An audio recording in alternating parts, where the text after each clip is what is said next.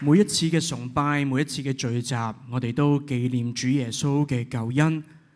主嘅愛何其浩大，我哋點樣可以去回應呢份好似永遠都唔能夠相稱嘅恩典呢？